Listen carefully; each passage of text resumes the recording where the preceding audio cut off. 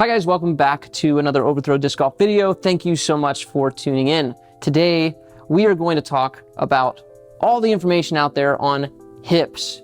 What do you do with them? Let's get started.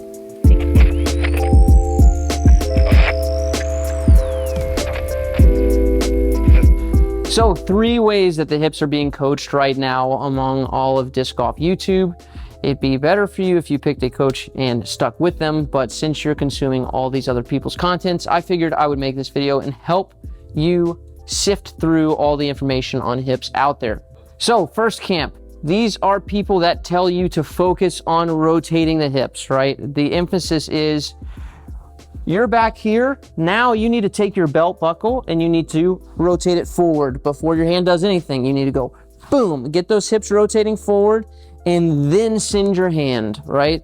Other language that might be used here for that would be turning this back knee in so that the shoelaces are down. It would be obviously any language of rotate your hips forward. And the examples given during demonstration look something like this. You're here, boom, get all of that moving forward. And this is the position that they get into when they are demoing it.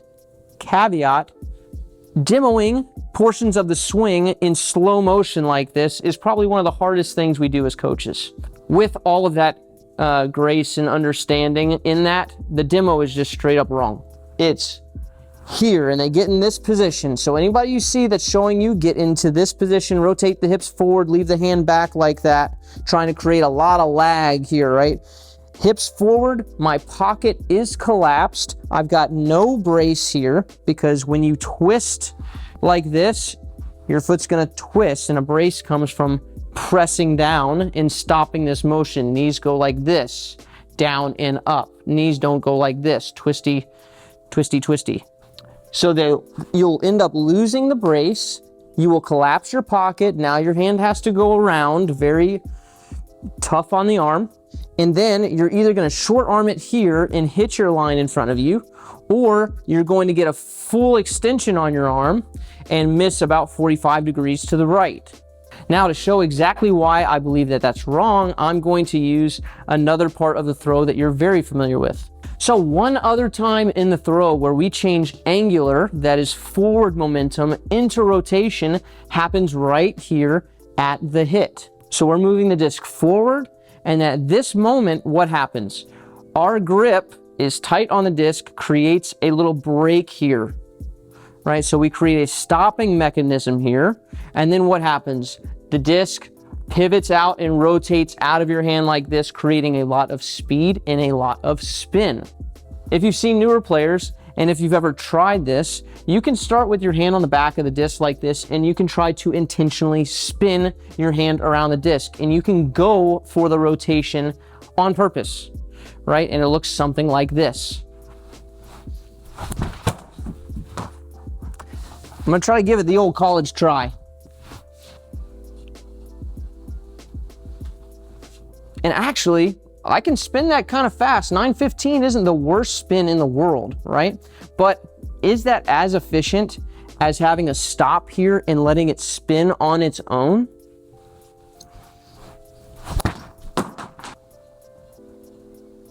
Right. Okay. So in the same way that I can move my hand around really fast, there's no way that I'm going to outpace the spin by manually trying to spin my hand around and get rotation that way, then if I just have my hand stop the disc and then it forces the rotation to happen, right? So if I'm gonna take that advice, rotate your hips, fire your hips as quickly forward, get your belt buckle as quickly forward as you can, and leave your hand back there. If I try to do that, wouldn't that form look something like this?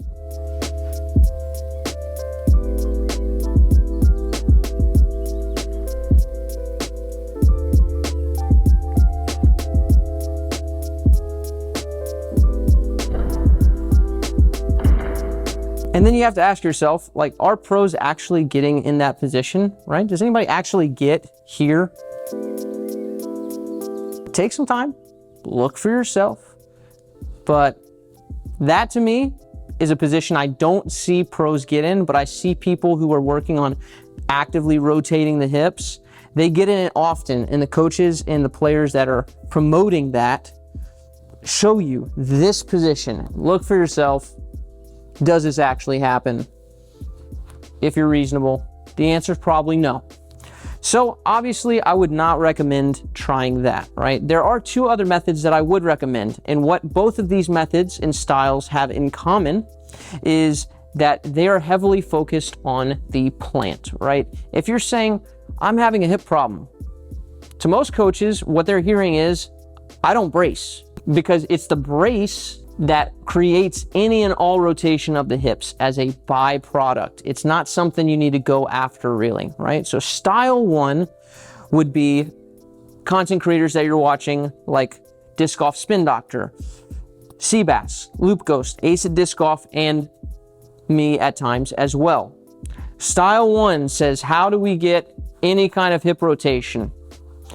Well, we're going to move forward and we're going to drop down into this front leg, right? And when we drop down and resist falling on our butt, we're gonna push back up with this leg. And when you push up with this leg, because of where your hip's at and because of where your feet are at, you end up getting this lead hip to clear so that your trail hip can rotate in place as well, right? So you've got this pressing up motion, and that's how you get any rotation of the hips, right? So action items, if you're going for this style, again, the focus is first brace. So we're going here, we're lifting, and then we're dropping into this step. That's stopped our momentum. And then somewhere around here, the pocket, when we start throwing out this way, we press up with this hip, with this leg.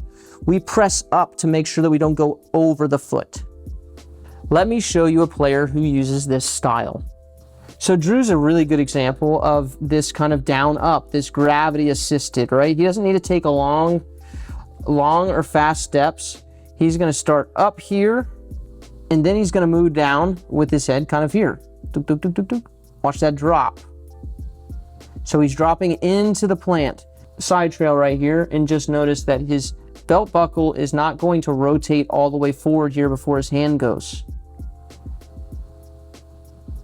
See, they're kind of clicking along together. So you don't need to be super active with the hips. The goal is not super active with the hips. It's to plant on the leg.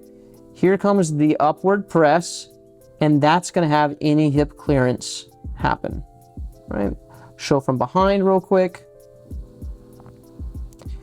We can see where he's throwing this direction. So we've got step here, and now he's going to start straightening out this front leg, pressing with it as he goes to throw the disc. Boom. And that's where his hip rotation comes in because of that press. It's also very common with people that do this style to rotate on the heel because of that press. Right. So what are our takeaways if you're trying to use this style? So action items on that: plant and then press up, and your hips will be doing what they're meant to do. Now the second style, probably the most notable person in this style would be Chris Taylor, and then now young Leon, and I also coach in this style depending on the video or the student. The instruction here is that any hip movement comes because we take this front foot, and instead of coming in like really bent on this foot, we stride and stick this foot as far out in front of us as we possibly can.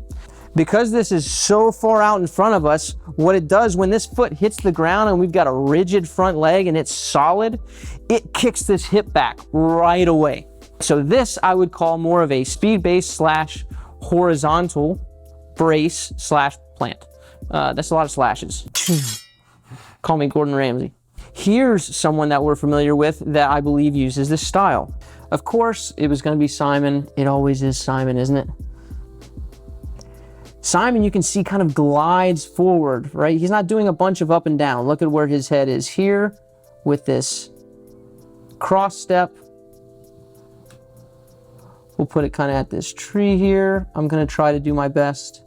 I'm just trying to draw it straight. Look at this forward glide, very minimal drop, not nearly as much as we saw with Drew, right? And so here comes the plant.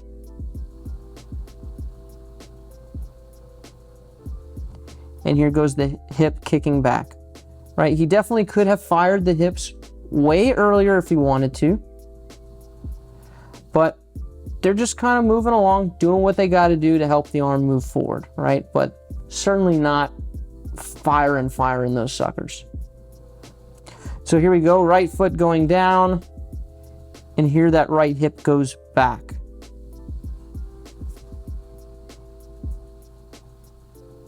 And clears out of the way for the left to take its place. Right. So if you want your hips to be engaged like Simon's, what do you have to think about?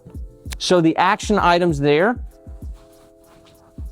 go up, very simple, stick this foot out way in front of you. Once this foot plants, you throw. And it's gonna kick your hip back for you. You don't even have to worry about the hips because they're gonna move on their own to accomplish the goal of moving the disc forward. Now you might ask, which style should I use? Short answer is, I don't know. It kind of depends. The first style is a very gravity leverage-based style, right? So these guys are going up, they're pressing down. So if you've got like a lot of mass, right, or you're short, you can put that a lot of leverage down, right? Versus someone who's taller might be able to make better use of this extended plant. You've got to be taller, you've got to have some hip mobility to make use of that extended plant, and it's probably a bit harder to do and learn.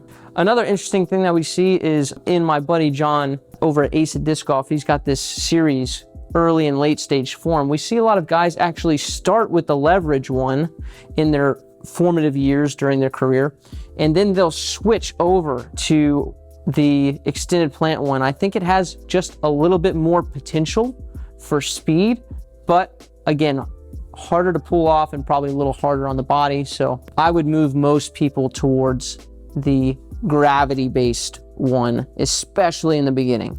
So that's all about the hips. I mean, every single form piece like this has different styles and different nuances. So just be careful when you're consuming content out there.